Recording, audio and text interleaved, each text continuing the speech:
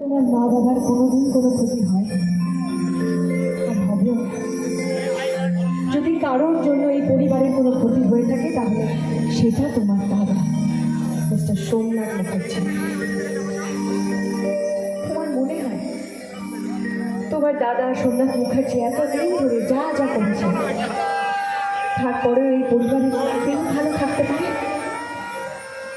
পারে না মিস্টার মুখার্জি। আর তুমি বোকার মতো নিজের কাঁধে সব দায়ভার নিয়ে ওই লোকটার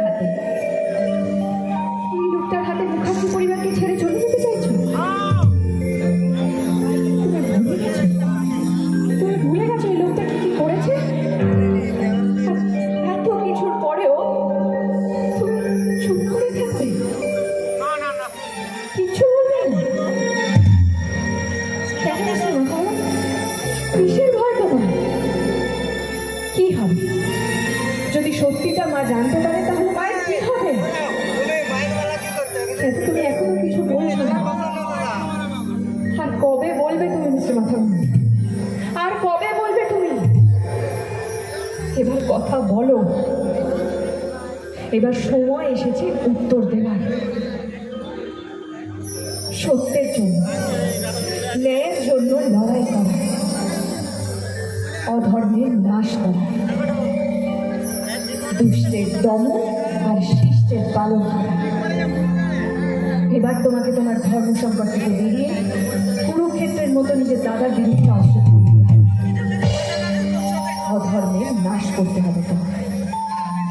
আর এখনো যদি তুমি চুপ করে থাকো তাহলে মনে রেখো পাপের ভাগিদার কিন্তু তুমিও হবে।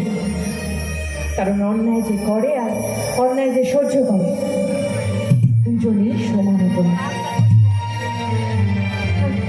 তোমার পাশে তো তোমার অর্থাৎ আছে, তোমার মন্দির পূজারি নিয়ে আছে। তোমার এখনো কিসের চিন্তা?